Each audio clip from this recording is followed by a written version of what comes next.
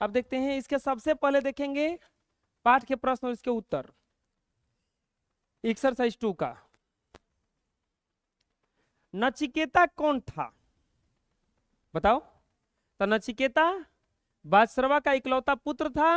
वह पितृभक्त था, दृढ़ निश्चयी, सत्य एवं धर्म के प्रति अगाध निष्ठा वाला कर्तव्य परायण पुत्र था। यही था ना, बहुत दृढ़ निश्चयी था वो। कुछ भी बात, दृढ़ निश्चय का मतलब होता है जो काम ठान लिया उसको करेंगे ही करेंगे। तो समझ में आ जाएगा। चलिए लिख लीजिए। नेक्स्ट प्रश्न है नचिकेता क्यों दुखी हुआ और उसने अपने पिता से क्या कहा। इसका उत्तर तो पढ़ा है अभी तुरंत। नचिकेता के पिता जो थे वो अपना सब कुछ दान में देने वाले थे। नचिकेता के पिता सब कुछ दान में देने वाले थे, लेकिन लालच आ गया उनमें।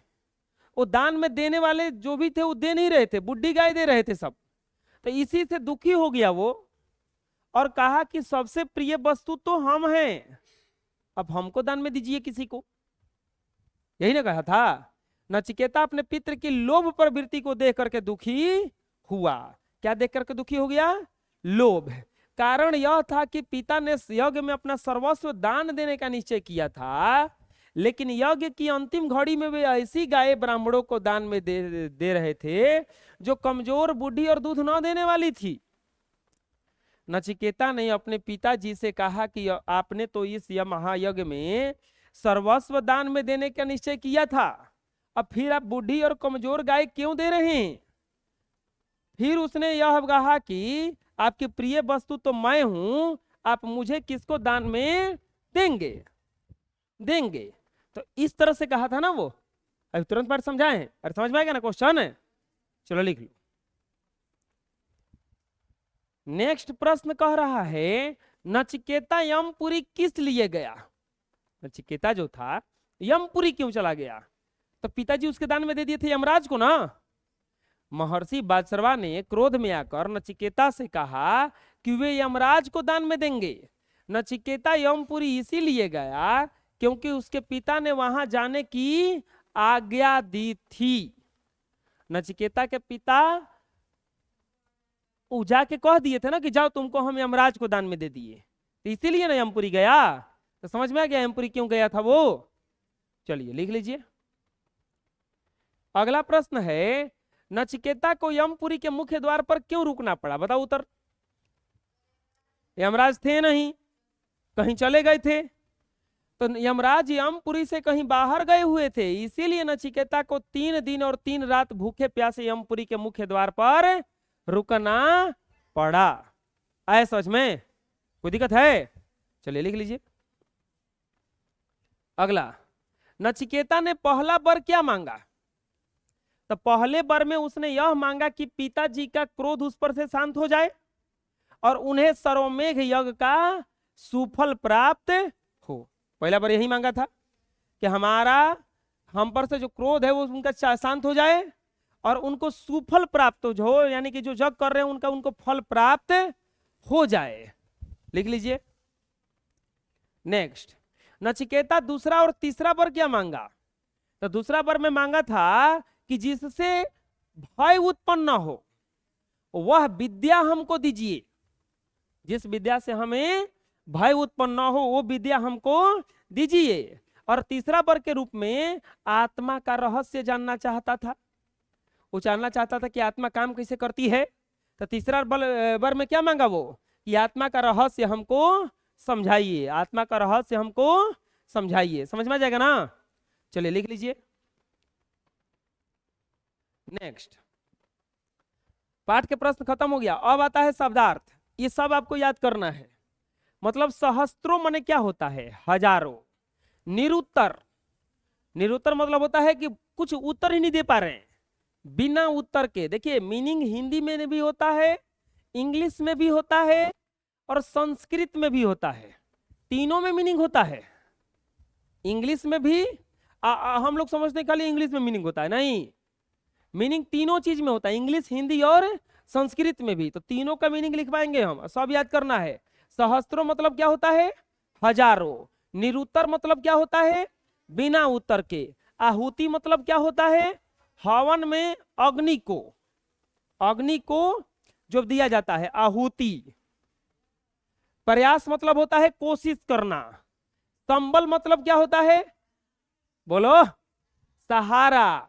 निष्फल मतलब होता है व्यर्थ, निष्फल माने व्यर्थ। कर्मनिष्ठ मतलब होता है कर्म करने में विश्वास, कर्मनिष्ठ मतलब कर्म करने में विश्वास। न्याय संगत मतलब क्या होता है, न्यायपूर्ण। न्याय संगत मतलब क्या होता है, न्यायपूर्ण। स्वप्न मतलब क्या होता है, सपना दृढ़। मुक्तिदात्री, मुक्ति देने वाली। मुक्तिदात्री का मतलब क्या होता है, मुक्ति देने वाली। निश्चयी मतलब पक्का इरादा करने वाला, मतलब नहीं मानने वाला। अगाध मतलब क्या होता है, अथाह समर्पित की जाने वाली वस्तु। अथाह मतलब कि हम आपको इतना धन दे देंगे, इतना पानी दे देंगे, इतना मिट्टी दे देंगे, इतना बालू दे देंगे, मतलब अथाह कि आप सोचबो नहीं किए होंगे। संपन्न मतलब होता है पूर्ण होना। संपन्न मतलब क्या होता है, पूर्ण होना। दृढ़ता मतलब होता है मजबूती। दृढ़ता मतलब क्या होता है, मजबूती। शोक मतलब क्या होता है, दुख।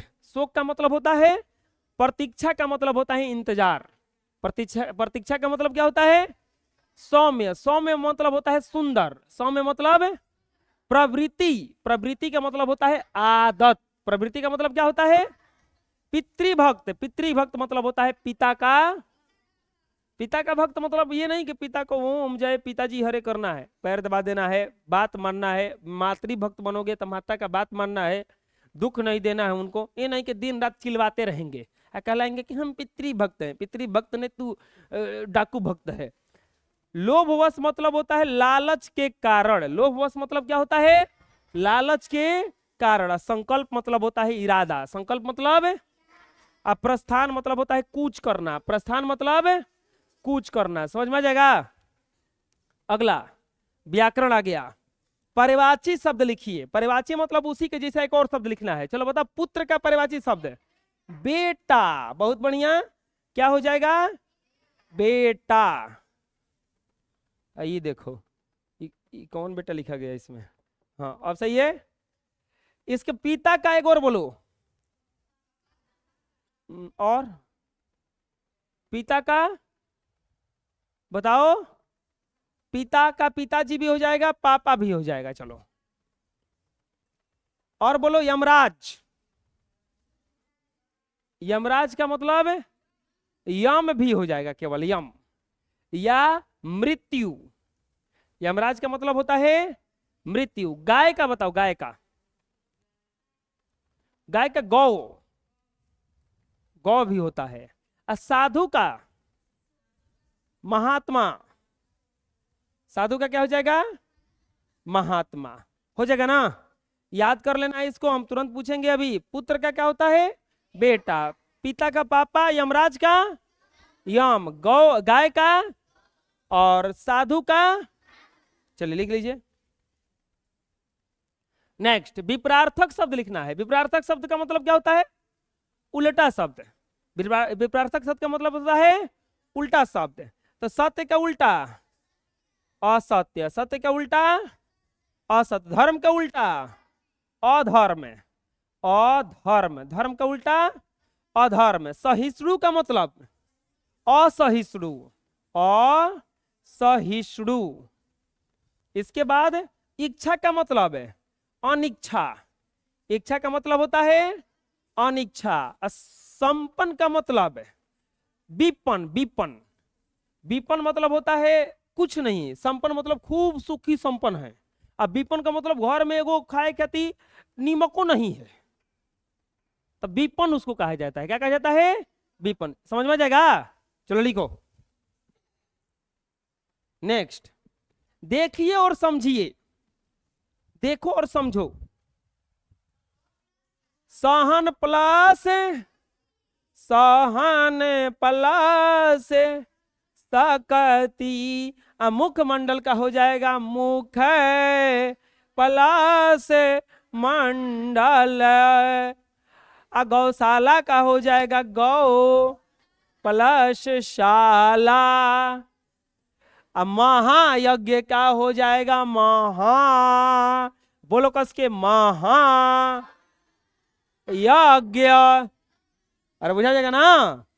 ब्रह्म वाक्य कहाँ हो जाएगा? ब्रह्मा प्लस वाक्य, और बुझा जाएगा ना।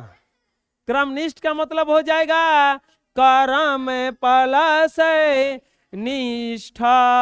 आत्मज्ञानी बोलो क्या होगा? आत्मा प्लस ज्ञानी।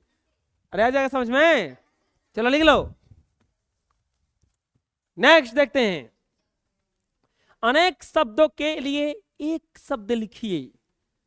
ये लिखवाओ तो जितना बढ़िया से उतना बढ़िया से याद तो करिए जा। जो पिता की भक्ति करता हो, कोई बता सकता है? बहुत अच्छा, थंकू। पितृभक्त, जो सब कुछ जानता है, जो सब कुछ जानता है, सर्वज्ञानी। सर्वज्ञानी, सौरभ ज्ञानी नहीं,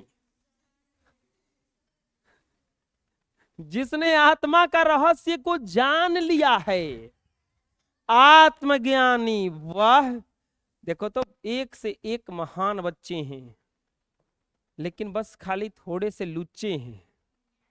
जिसने दृढ़ निश्चय कर लिया हो। अरे दृढ़ निश्चय, ये तारीफ का थोड़ा सा कर दिए तो लोग तो गोबर बन गया। यही सब तारीफ ना करी ना। दृढ़ निश्चयी, जो सहनशील हो। सहनशील, सहन, कोई दिक्कत, कोई दुख, कोई परेशानी उतार लीजिए,